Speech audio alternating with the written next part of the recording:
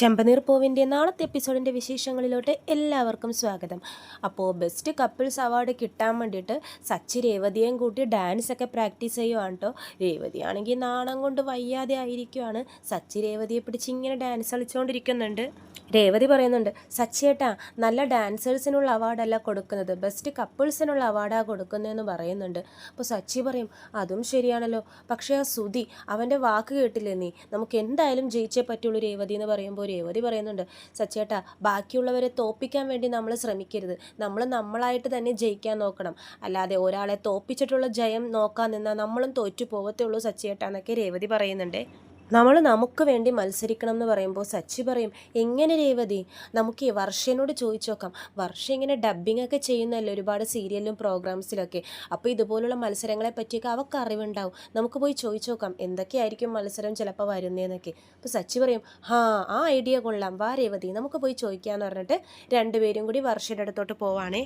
മുറിയിൽ നോക്കുമ്പോഴേക്കും വർഷയും ശ്രീകാന്തിനെയും കാണുന്നില്ല. അപ്പോൾ രേവതിയും സച്ചിയും പറയുന്നുണ്ട്, ഇവരിതെവിടെ പോയി, പുറത്തോട്ടൊന്നും പോകുന്നത് കണ്ടില്ലല്ലോ, ഇനി ചിലപ്പോൾ ടെറസിൽ കാണും, വാ നമുക്ക് ടെറസിൽ പോയി നോക്കാമെന്ന് പറയുമ്പോഴേക്കും ഇവർ ടെറസിൽ പോകുമ്പോൾ വർഷയും ശ്രീകാന്തും കൂടി അവിടെ ഇങ്ങനെ നല്ല തല്ലുപിടുത്ത കൈ രണ്ടും പിടിച്ചിട്ട് അങ്ങോട്ടും ഇങ്ങോട്ടും പിടിച്ച് തള്ളുവാണേ. അപ്പോഴേക്കും നമ്മുടെ സച്ചി ഓടിപ്പോയിട്ട്, എടാ ശ്രീകാന്ത് എന്തിനൊക്കെ നാണമില്ലടാ പെണ്ണുങ്ങളെ തല്ലാൻ, എന്തിനാടാ അവളെ തല്ലുന്നതെന്നൊക്കെ പറഞ്ഞ് ശ്രീകാന്തിനെ ചീത്ത പറയുന്നുണ്ടേ. അപ്പോൾ ശ്രീകാന്ത് പറയും, അയ്യോ ഞാൻ തല്ലിയൊന്നുമില്ലല്ലോ, പിന്നെ നമ്മൾ കയറി വന്നപ്പോൾ കണ്ടല്ലോ നീ വർഷനെ പിടിച്ച് ഉന്തുന്നതൊക്കെ. അപ്പോൾ രേവതി പറയുന്നുണ്ട്, എന്താ ശ്രീകാന്ത് ഇത്, കൂട്ടത്തിൽ കുറച്ചെങ്കിലും ഇതുള്ളത് ശ്രീകാന്തിനാണെന്ന് ഞാൻ ഓർത്തത്, ശ്രീകാന്തും ഇങ്ങനെ തന്നെ പെണ്ണുങ്ങളെ തല്ലുന്ന ടൈപ്പാണോ എന്ന് ചോദിക്കുമ്പോഴേക്കും ശ്രീകാന്ത് പറയും, എൻ്റെ വർഷ ചിരിച്ച് നിൽക്കാതെ കാര്യം പറയാമെന്ന് പറയുമ്പോൾ വർഷ പറയും, ഞങ്ങൾ തല്ലൊന്നും അല്ല പിടിച്ചത് രേവതി ചേച്ചി എന്ന് പറയുമ്പോൾ രേവതി പറയുന്നുണ്ട്, അപ്പോൾ നമ്മൾ കണ്ടത് അത് ചിലപ്പോൾ കോമ്പറ്റീഷന് വേണ്ടി ഞങ്ങൾ പ്രാക്ടീസ് ചെയ്തതാ, ആരാ കൂടുതൽ സ്ട്രോങ് എന്നറിയാൻ വേണ്ടിയിട്ട്. അപ്പോൾ സച്ചി ചോദിക്കും, ഇതൊക്കെയാണോ മത്സരത്തിൽ വെക്കുന്നത്, ആർക്കറിയാം സച്ചിയേട്ടാ ഇങ്ങനെയൊരു മത്സരം ഉണ്ടെങ്കിലോ കൂട്ടത്തിൽ ഭാര്യയാണോ ഭർത്താവാണോ സ്ട്രോങ് എന്നറിയാനുള്ളത്, നമ്മളപ്പോൾ അതിനു വേണ്ടി പ്രാക്ടീസ് ചെയ്യുമായിരുന്നു എന്നൊക്കെ ശ്രീകാന്ത് പറയുന്നുണ്ടേ. ഇത് കേൾക്കുമ്പോഴേക്കും സച്ചിക്ക് സന്തോഷം. സച്ചി പറയും, ഇങ്ങനത്തെ മത്സരമാണെങ്കിൽ എന്തായാലും ഞാൻ തന്നെ ജയിക്കും. അപ്പോൾ ശ്രീകാന്ത് പറയും, അതെന്താ സച്ചിയേട്ടാ, പിന്നെ ഇടിയിലൊക്കെ എന്നെ തോപ്പിക്കാൻ ആരെങ്കിലും ഉണ്ടോ, രേവതി അതേ ഇതുപോലൊന്ന് തൊട്ടാൽ മതി അവളെ വീണോളും. അതേസമയം നാക്കുകൊണ്ടുള്ള മത്സരം ആണെങ്കിൽ രേവതിക്കായിരിക്കും ഫസ്റ്റ് പ്രൈസ് എന്ന് സച്ചി പറയുവാണേ. അപ്പോൾ വർഷ പറയുന്നുണ്ട്, സച്ചേട്ടാ അങ്ങനെ രേവതി ചേച്ചിയെ കുറച്ചൊന്നും കാണല്ലേ, പണ്ട് എന്നെ ഇടിക്കാൻ വന്ന ഒരുത്തനെ രേവതി ചേച്ചി കല്ലെടുത്തെറിഞ്ഞ് ഓടിച്ചത് ഓർമ്മയുണ്ടല്ലോ. അപ്പോഴേക്കും സച്ചി പറയും, ഓ ശരിയാണല്ലോ, ഞാനാണെങ്കിൽ ഇവിടെ ഇഷ്ടം പോലെ കല്ലും ഇഷ്ടികയും മേടിച്ച് വെച്ചിട്ടുണ്ട് റൂം പണിയാൻ വേണ്ടിയിട്ട്. രേവതി ശരിയാ നീയും സ്ട്രോങ്ങാ, ഞാൻ വെറുതെ ഒരു തമാശ പറഞ്ഞതാന്നൊക്കെ പറഞ്ഞ് സച്ചി അവിടെ നിന്ന് ഒഴിവാവുകയാണേ. എന്നിട്ട് ശ്രീകാന്തിനോട് ചോദിക്കുന്നുണ്ട്, ശ്രീകാന്തേ എന്തൊക്കെയായിരിക്കോടാ അവർ മത്സരത്തിന് വേണ്ടി ചോദിക്കുന്നതെന്ന് പറയുമ്പോഴേക്കും ഒരുപാട് ക്വസ്റ്റ്യൻസ് ചോദിക്കും സച്ചിയേട്ടാ എന്ന് പറയുന്നുണ്ട്. ക്വസ്റ്റ്യൻസ് ചോദിക്കോ, അതെനിക്ക് പറ്റത്തില്ല, അതിനൊക്കെ ഉത്തരം പറയാൻ എനിക്ക് ഓർക്കാൻ പോലും വയ്യാന്നൊക്കെ സച്ചി പറയുവാണേ. ക്വസ്റ്റ്യൻസ് ചോദിക്കാതെ എങ്ങനെ മത്സരം നടത്താനാ, ക്വസ്റ്റ്യൻസ് ഒക്കെ എന്തായാലും ഉണ്ടാവുമെന്ന് വർഷ പറയുവാണേ. അപ്പോൾ സച്ചി പറയുന്നുണ്ട്, എനിക്കാണെങ്കിൽ ഇങ്ങനത്തെ പൊതുവായിട്ടുള്ള കാര്യങ്ങൾക്ക് ആൻസർ പറയാനൊന്നും അറിയില്ല ശ്രീകാന്തേ, നിനക്കറിയാലോ ഞാൻ പണ്ടേ പുറകോട്ടാന്ന് പറയുമ്പോഴേക്കും ശ്രീകാന്ത് പറയും, സച്ചിയേട്ടാ ഇത് അങ്ങനത്തെ ക്വസ്റ്റ്യൻസ് ഒന്നും അല്ല, നമ്മളെ പറ്റിയുള്ള ക്വസ്റ്റ്യൻസ് ആയിരിക്കും എന്ന് പറയുവാണേ. അപ്പോൾ സച്ചി പറയും, നമ്മളെ പറ്റിയുള്ള ക്വസ്റ്റ്യൻസോ, നിങ്ങൾ പരസ്പരം അങ്ങോട്ടും ഇങ്ങോട്ടും എങ്ങനെയാണ് മനസ്സിലാക്കിയിരിക്കുന്നതെന്ന് അറിയാൻ വേണ്ടിയിട്ട് കുറേ ക്വസ്റ്റ്യൻസ് ചോദിക്കും. രേവതി ചേച്ചിയെ പറ്റിയുള്ള കാര്യങ്ങൾ സച്ചിയേട്ടനോടും ചോദിക്കും, സച്ചിയേട്ടനെ പറ്റിയുള്ള കാര്യങ്ങൾ രേവതി ചേച്ചിയോടും ചോദിക്കും എന്ന് പറയുമ്പോൾ സച്ചിയേട്ടൻ പറയും, എന്നാൽ കുഴപ്പമില്ല, ഇവളെ പറ്റി എല്ലാം എനിക്കറിയാം, അതുകൊണ്ട് തന്നെ ഇവളെ പറ്റിയുള്ള ക്വസ്റ്റ്യൻസ് ചോദിച്ചാൽ ഞാൻ ജയിക്കും എന്ന് പറയുവാണ്. അപ്പോൾ വർഷ പറയുന്നുണ്ട്, അങ്ങനെ എല്ലാം അറിയാവോ, അത് ഞാനൊരു ക്വസ്റ്റ്യൻ ചോദിക്കാം, രേവതി ചേച്ചിക്ക് ഇഷ്ടപ്പെട്ട പാട്ട് ഏതാണെന്ന് ചോദിക്കുവാണ്. അപ്പോൾ സച്ചി ഇങ്ങനെ ആലോചിക്കും, ഇഷ്ടപ്പെട്ട പാട്ട്, ഇവക്ക് ഭക്തിഗാനങ്ങളൊക്കെ ഒരുപാട് ഇഷ്ടമാണ്. അപ്പോൾ രേവതി പറയും, അത് ശരിയാ വർഷേ, അതല്ല ഏതെങ്കിലും ഒരു പാട്ട് പറ രേവതി ചേച്ചിക്ക് ഇഷ്ടമുള്ളത്. അപ്പോൾ സച്ചി വീണ്ടും ആലോചിക്കുവാണേ. അങ്ങനെ ചോദിച്ചാൽ എനിക്ക് അറിഞ്ഞുകൂടാന്ന് സച്ചി പറയുന്നുണ്ട്. അപ്പോൾ വർഷ ചോദിക്കും, എന്നാൽ ശരി രേവതി ചേച്ചി എവിടെയാ ജനിച്ചതെന്ന് പറ, ജനിച്ച ഹോസ്പിറ്റലിൻ്റെ പേര് പറയാന്ന് പറയുമ്പോൾ സച്ചി പറയും, ഏത് ഹോസ്പിറ്റലാണ് രേവതി നീ ജനിച്ചതെന്ന് ചോദിക്കുമ്പോൾ വർഷ വർഷ പറയും അങ്ങനെ ചോദിക്കാനൊന്നും പാടില്ല, അതൊക്കെ മനസ്സിലാക്കി വെക്കണം. രേവതി ചേച്ചി പഠിച്ച സ്കൂളിൻ്റെ പേരറിയോ? അപ്പോൾ സച്ചിക്ക് അതും അറിയില്ല കേട്ടോ. അപ്പോൾ വർഷ നേരെ രേവതിയോട് ചോദിക്കുകയാണ്, എന്നാൽ രേവതി ചേച്ചി പറ, സച്ചേട്ടന് ഇഷ്ടപ്പെട്ട ഭക്ഷണം ഏതാണെന്ന് ചോദിക്കുമ്പോൾ രേവതി പറയും, സച്ചേട്ടൻ എല്ലാ ഭക്ഷണവും ഇഷ്ടമാണ്, ഞാനുണ്ടാക്കുന്ന എല്ലാവരും സച്ചി ആസ്വദിച്ച് തന്നെയാണ് കഴിക്കുന്നതെന്ന് പറയും. അപ്പോൾ വർഷ പറയുന്നുണ്ട്, അങ്ങനെയല്ല, ഒരെണ്ണത്തിൻ്റെ പേര് പറയണം. എന്നാൽ പോട്ടെ, സച്ചേട്ടൻ ഇഷ്ടപ്പെട്ട സ്ഥലം ഏതാണെന്ന് ചോദിക്കുമ്പോഴേക്കും രേവതി പറയും, സച്ചേട്ടൻ എല്ലായിടത്തും കറങ്ങുന്ന ആളല്ലേ, സച്ചേട്ടൻ്റെ ജോലി തന്നെ അതല്ലേ, സച്ചേട്ടൻ എല്ലാ സ്ഥലവും ഇഷ്ടമാണെന്ന് പറയുമ്പോൾ വർഷ പറയും, അങ്ങനെയല്ല രേവതി ചേച്ചി, ഏതെങ്കിലും ഒരു സ്ഥലം പറയണം. അപ്പോൾ രേവതി ചോദിക്കും, സച്ചേട്ടൻ പറ, ഏത് സ്ഥലമാണ് ഏറ്റവും ഇഷ്ടമെന്ന് ചോദിക്കുമ്പോഴേക്കും സച്ചി പറയും, എനിക്ക് എൻ്റെ അച്ഛമ്മയുടെ നാടാണ് ഇഷ്ടമെന്ന് പറയുവാണ്. ആ ശരിയാണല്ലേ, ഈ കാര്യം എന്താ എൻ്റെ തലയിൽ കയറാത്തത്, എനിക്കറിയായിരുന്നു പക്ഷെ വന്നില്ലല്ലോ. ഇങ്ങനെയൊക്കെയാണോ വർഷ ക്വസ്റ്റ്യൻസ് ചോദിക്കുന്നത്? അപ്പോൾ വർഷ പറയും, ഇങ്ങനത്തെ ക്വസ്റ്റ്യൻസേ ചോദിക്കുള്ളൂ, പരസ്പരം എത്രത്തോളം മനസ്സിലാക്കി വെച്ചിട്ടുണ്ട് എന്ന് അറിയാൻ വേണ്ടിയിട്ടാണ് ഇങ്ങനത്തെ ക്വസ്റ്റ്യൻസൊക്കെ ചോദിക്കുന്നത്. ഈ സെയിം ക്വസ്റ്റ്യൻ ആയിരിക്കില്ല, പക്ഷെ ഇതുപോലെ തന്നെ ഭയങ്കര മൈന്യൂട്ടായിട്ടുള്ള കാര്യങ്ങളെ പറ്റിയിട്ടൊക്കെ ആയിരിക്കും അവർ ചോദിക്കുന്നത്. അതുമാത്രമല്ല, നല്ലൊരു ജീവിതം നയിക്കാൻ വേണ്ടി എന്തൊക്കെ കാര്യങ്ങൾ ചെയ്യണം, ബെസ്റ്റ് കപ്പിൾസ് ആവാൻ എന്തൊക്കെ ചെയ്യണം, ഇങ്ങനെയൊക്കെ ഒരുപാട് ക്വസ്റ്റ്യൻസ് ചോദിക്കും എന്നൊക്കെ വർഷ പറയുന്നുണ്ട്. സച്ചിക്ക് ദേഷ്യം വരും, ഇങ്ങനത്തെ ക്വസ്റ്റ്യൻസ് ചോദിച്ചാൽ എങ്ങനെ ശരിയാവാനാ?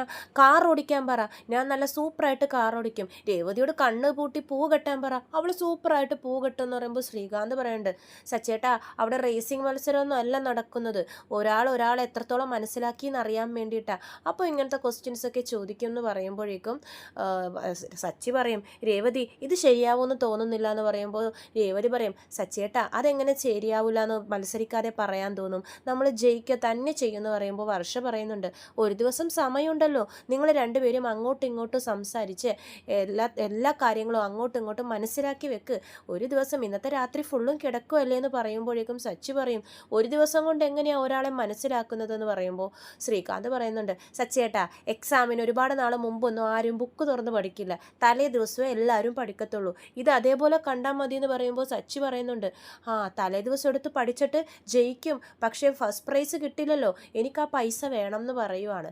അപ്പോൾ രേവതി പറയും, സച്ചേട്ടാ പൈസയുടെ കാര്യം പിന്നെ, നമുക്കാദ്യം മത്സരിച്ച് നോക്കാം, പ്രൈസ് കിട്ടുന്നതും കിട്ടാത്തതൊക്കെ സെക്കൻഡ് അല്ലേ എന്ന് പറയുമ്പോഴേക്കും വർഷ പറയും, നിങ്ങൾ മത്സരിക്ക്, പക്ഷേ എനിക്കും ശ്രീകാന്തിനും നല്ല ഹോപ്പുണ്ട്, ഇതിൽ ഫസ്റ്റ് പ്രൈസ് ഞങ്ങൾക്ക് തന്നെ കിട്ടും എന്ന് വർഷ പറയുവാണേ. രേവതി പറയും, ഞങ്ങൾ ജയിക്കുമെന്നുള്ള വിശ്വാസം ഞങ്ങൾക്കും ഉണ്ടെന്ന് പറയുവാണ്. അപ്പോഴേക്കും ശ്രീകാന്ത് പറയും, ഈ വിശ്വാസത്തോടു കൂടി തന്നെ പോയി മത്സരിച്ചോ, ബെസ്റ്റ് കപ്പിൾസ് ആരാണോ അവർക്ക് തന്നെ ഫസ്റ്റ് പ്രൈസ് കിട്ടും എന്ന് പറയുവാണ്.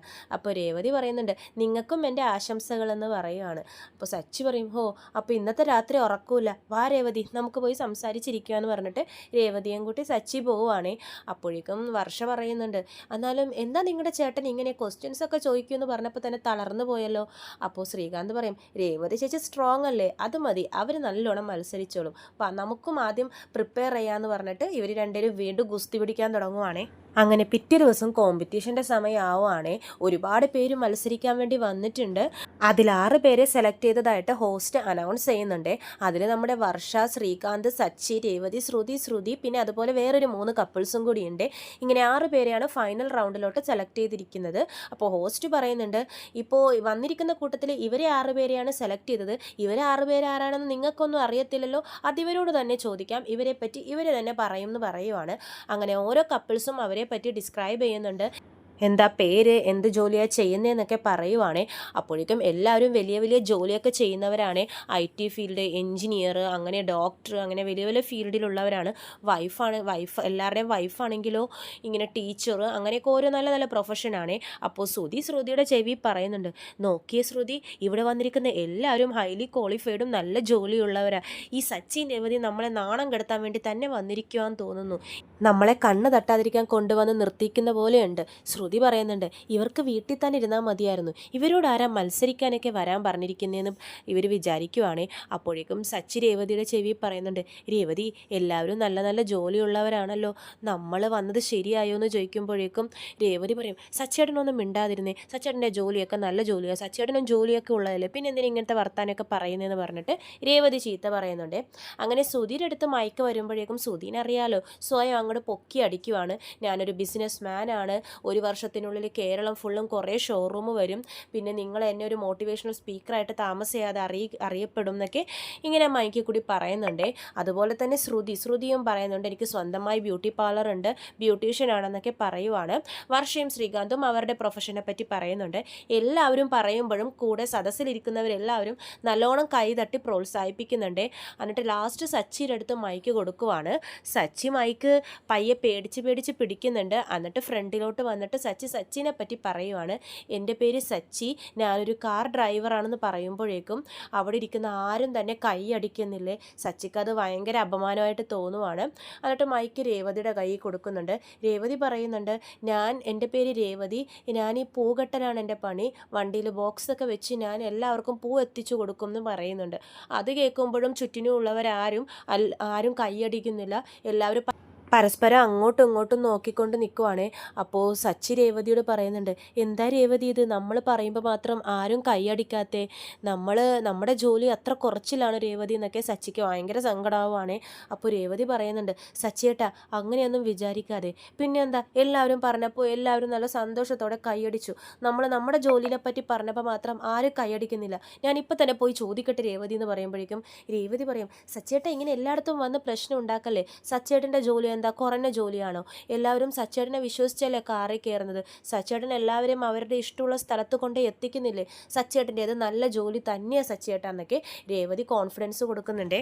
പൂ കെട്ടുന്നതും അത്ര ചെറിയ കാര്യമൊന്നുമല്ല, ഈ നാട്ടിലുള്ള എല്ലാവർക്കും വലിയ ആളുകൾ മുതൽ ദൈവത്തിന് വരെ പൂ കെട്ടി കൊടുക്കുന്നത് നീയല്ലേ, അതും ചെറിയ കാര്യമൊന്നുമല്ല എന്ന് പറയുമ്പോൾ രേവതി പറയും, പരസ്പരം അങ്ങോട്ടും ഇങ്ങോട്ടും പൊക്കിയത് മതി രേവതി, നമ്മൾ എന്തായാലും ഈ മത്സരത്തിൽ ജയിച്ചിരിക്കും എന്ന് സച്ചി പറയുവാണ്. അപ്പോൾ രേവതിയും പറയുന്നുണ്ട്, നമ്മൾ ജയിക്കും സച്ചിയേട്ടാന്ന് പറയുവാണ്. അപ്പോഴേക്കും ഹോസ്റ്റ് വീണ്ടും അനൗൺസ് ചെയ്യുന്നുണ്ട്, നിങ്ങളുടെ മത്സരങ്ങളിലെ വിധി എഴുതാൻ വേണ്ടി 3 വിധികർത്താക്കളാണ് നമുക്ക് വന്നിരിക്കുന്നത്. എന്നിട്ട് വിധികർത്താക്കളെയൊക്കെ പരിചയപ്പെടുത്തുന്നുണ്ട്. എന്നിട്ട് ഹോസ്റ്റ് പറയുന്നുണ്ട്, ആദ്യം തന്നെ ഇവിടെ വന്നിരിക്കുന്ന പെണ്ണുങ്ങൾക്ക് വേണ്ടിയുള്ള മത്സരമാണ്. 6 കപ്പിൾസിലെയും 6 ലേഡീസ് ഇപ്പോൾ സ്റ്റേജിലോട്ട് കയറി വരേണ്ടതെന്ന് പറയുമ്പോഴേക്കും 6 പെണ്ണുങ്ങളും കൂടി സ്റ്റേജിലോട്ട് കയറി നിൽക്കുവാണ്. അപ്പോഴേക്കും ഹോസ്റ്റ് പറയുന്നുണ്ട്, ഓക്കെ നിങ്ങൾക്ക് ഞാൻ 3 മിനിറ്റ് സമയം തരും, അതിൽ നിങ്ങൾക്ക് എന്തൊക്കെ കഴിവുകളുണ്ടോ അതൊക്കെ പറയേണ്ടതാണ്, ഓരോരുത്തരായിട്ട് പറയുക, നിങ്ങളെ കൊണ്ട് എന്തൊക്കെ ചെയ്യാൻ സാധിക്കും, എന്തൊക്കെയാണ് നിങ്ങളുടെ കഴിവുകളെന്ന് പറയുക എന്ന് പറഞ്ഞിട്ട് ഓരോരുത്തരായിട്ട് പറയാൻ വേണ്ടി മൈക്കൊക്കെ കൊടുക്കുവാണേ. അപ്പോൾ ഓരോ പെണ്ണുങ്ങളും അവരവരുടെ കഴിവിനെ പറ്റി പറയുകയാണ്, ഞാൻ നല്ലോണം പാട്ട് പാടും, ഒരാൾ നല്ലോണം ഡാൻസ് കളിക്കും, ഒരാൾ നല്ലോണം സ്പീച്ച് പറയും എന്നൊക്കെ പറയുന്നുണ്ട്. ശ്രുതിയുടെ കയ്യിൽ മൈക്ക് കിട്ടുമ്പോഴേക്കും ശ്രുതി പറയുന്നുണ്ട്, ഞാൻ നല്ലോണം മേക്കപ്പ് ചെയ്യും, ഒരാളെ എത്രത്തോളം ഭംഗിയാക്കാമോ അത്രത്തോളം ഞാൻ ഭംഗിയാക്കും, അതുപോലെ തന്നെ ആണിനെ പെണ്ണുങ്ങളാക്കുന്ന വിധത്തിലും ഞാൻ മേക്കപ്പ് ചെയ്ത് കൊടുക്കും എന്നൊക്കെ പറയുന്നുണ്ട്. നമ്മുടെ വർഷ പറയും, ഞാൻ നല്ലോണം പല പല സൗണ്ടിൽ സംസാരിക്കും എന്ന് പറയുന്നുണ്ട്. അപ്പോൾ ഹോസ്റ്റ് പിന്നെ ലാസ്റ്റ് രേവതിയാണ്. രേവതിയുടെ കയ്യിൽ മൈക്ക് കൊടുക്കുവാണ്. നിങ്ങളുടെ ടാലൻറ്റിനെ പറ്റി പറയാൻ പറയുമ്പോഴേക്കും രേവതി ഇങ്ങനെ പകച്ച് നിൽക്കുവാണ്. എൻ്റെ ടാലൻറ്റ് എന്ന് പറഞ്ഞ് ഇങ്ങനെ പകച്ച് നിൽക്കുമ്പോഴേക്കും ശ്രുതി നമ്മുടെ സച്ചിനോട് പറഞ്ഞ് കളിയാക്കുന്നുണ്ട്, എന്താടാ നിൻ്റെ ഭാര്യയ്ക്ക് കഴിവുകളൊന്നും ഇല്ലേ, അതോ ടാലൻ്റ് എന്ന് പറഞ്ഞ വാക്കിൻ്റെ അർത്ഥം എന്താണെന്ന് അവൾക്കറിയില്ലേ എന്നൊക്കെ പറഞ്ഞ് സച്ചിനെ ഇതാക്കുവാണ്. അപ്പോഴേക്കും രേവതി ഒന്നും മിണ്ടാതെ ഇങ്ങനെ മയക്കം കൊണ്ട് നിൽക്കുവാണ്. അപ്പോൾ സച്ചി പറയും, രേവതി അങ്ങോട്ട് പറ രേവതി, നീ 3 സെക്കൻഡ് കൊണ്ട് 3 മുഴം പൂ അതും കണ്ണടച്ച് കെട്ടുമെന്ന് പറയുവാണ്. അപ്പോൾ രേവതി പറയും, ശരിയാ ഞാൻ പൂ കെട്ടും എന്ന് പറയുവാണ്. അപ്പോൾ ഹോസ്റ്റ് പറയും, വളരെ നല്ല കഴിവ് എന്ന് പറഞ്ഞിട്ട് കൈയൊക്കെ കൊട്ടുവാണ്. എന്നിട്ട് പറയുന്നുണ്ട്, നിങ്ങളുടെ കഴിവ് തെളിയിക്കാൻ ആവശ്യമായിട്ടുള്ള വസ്തുക്കൾ ഞങ്ങൾ തന്നെ തരും, അപ്പോൾ ഓരോരുത്തരായിട്ട് അവരവരുടെ കഴിവ് തെളിയിക്കേണ്ടതാണ്, ആദ്യം ഫസ്റ്റ് നിന്ന് മാഡം ഇവിടെ നിൽക്കേണ്ടതാണെന്ന് പറഞ്ഞിട്ട് ആദ്യം വന്ന മാഡത്തിനെ അവിടെ നിർത്തിയിട്ട് പാട്ട് പാടുമെന്നാണല്ലോ അവർ പറഞ്ഞത്. അവരെ കൊണ്ട് പാട്ടൊക്കെ പാടിക്കുന്നുണ്ട്. അങ്ങനെ ഓരോരുത്തരും അവരവരുടെ കഴിവ് തെളിയിക്കുവാണ്. ശ്രുതിയുടെ സ്ഥാനം എത്തുമ്പോഴേക്കും ശ്രുതിനക്ക് വേണ്ടിയിട്ട് ഒരാണിനെ അവർ സെലക്ട് ചെയ്ത് അയക്കുവാണ്. എന്നിട്ട് പറയുന്നുണ്ട്, നിങ്ങളല്ലേ ഇവരെ പെണ്ണാക്കി മാറ്റും എന്ന് പറഞ്ഞത്, ഈ ആണിനെ ഇപ്പോൾ തന്നെ പെണ്ണായിട്ട് മേക്കപ്പ് ചെയ്യണമെന്ന് അറിയുമ്പോഴേക്കും ശ്രുതി നല്ല കോൺഫിഡൻ്റ് ആയിട്ട് തന്നെ നല്ലോണം മേക്കപ്പ് ചെയ്ത് കൊടുക്കുന്നുണ്ട്. എല്ലാവരും നല്ലോണം ശ്രുതിയുടെ മേക്കപ്പിനെ പുകഴ്ത്തുന്നുണ്ട്. സച്ചിയും പറയുന്നുണ്ട്, എന്താടാ നിൻ്റെ ഭാര്യ നല്ലോണം മേക്കപ്പ് ചെയ്യുന്നുണ്ടല്ലോ, പെണ്ണിനെ പോലെ തന്നെ ആവുന്നുണ്ട് അവൻ എന്നൊക്കെ പറയുന്നുണ്ട്. അങ്ങനെ ശ്രുതിയുടെ മേക്കപ്പ് കണ്ടിട്ട് എല്ലാവരും കൈകൊട്ടുന്നുണ്ട്. ശ്രുതിക്കാണെങ്കിൽ കോൺഫിഡൻസ് കൂടി വരുവാണ്. അതുപോലെ തന്നെ പിന്നെ വരുന്നത് വർഷയാണ്. വർഷ സൗണ്ടിൻ്റെ പല പല സൗണ്ട് അനുകരിക്കും എന്നല്ലേ പറഞ്ഞത്. സ്റ്റേജിൽ കയറിയിട്ട് പറയുന്നുണ്ട്, ഇതാണ് എൻ്റെ നോർമൽ സൗണ്ട്, ഇനി ഞാൻ നിങ്ങൾക്ക് വേണ്ടി എൻ്റെ അമ്മായിയമ്മയുടെ സൗണ്ട് എടുക്കുന്നതാണെന്ന് പറഞ്ഞിട്ട് വർഷ ചന്ദ്രനെ ഇമിറ്റേറ്റ് ചെയ്യുന്നുണ്ട്. വർഷ സ്റ്റേജിൽ കയറിയിട്ട് ചന്ദ്രൻ അതുപോലെ തന്നെ അനുകരിക്കുവാണേ. എന്താ മരുമക്കളെയൊക്കെ കർശനക്കാരിയായിട്ടുള്ള ഒരു അമ്മായിയമ്മയുടെ സൗണ്ടാണ് നമ്മുടെ വർഷ എടുക്കുന്നത്. സച്ചി പറയും, എടാ ഇതെന്താടാ കറക്റ്റ് നമ്മുടെ അമ്മയുടെ സൗണ്ട് തന്നെ. അപ്പോഴേക്കും നമ്മുടെ ശ്രുതിക്ക് അതൊന്നും ഇഷ്ടപ്പെടുന്നില്ലേ. എന്താടാ അമ്മയാണോ കളിക്കാൻ വേണ്ടി എടുത്തിരിക്കുന്നതെന്ന് പറയുമ്പോഴേക്കും ശ്രീകാന്ത് പറയുന്നുണ്ട്, ശ്രുതിയേട്ടാ ഇതൊക്കെ ഒരു തമാശയല്ലേ. അപ്പോഴേക്കും വർഷ പറയും, ഞാൻ ആണുങ്ങളുടെ സൗണ്ട് എടുക്കും, എൻ്റെ ഭർത്താവിൻ്റെ സൗണ്ട് ഞാൻ ഇമിറ്റേറ്റ് ചെയ്യാമെന്ന് പറഞ്ഞിട്ട് ശ്രീകാന്തിൻ്റെ സൗണ്ടും അതുപോലെ തന്നെ ഇമിറ്റേറ്റ് ചെയ്യുവാണേ. അത് കഴിഞ്ഞിട്ട് നമ്മുടെ രേവതിയുടെ ഒഴിവാണ്. രേവതിനെ പൂ കെട്ടാൻ വേണ്ടി, അത് കണ്ണ് കെട്ടി പൂ കെട്ടാൻ വേണ്ടി സ്റ്റേജിലോട്ട് ക്ഷണിച്ചിരിക്കുകയാണ്.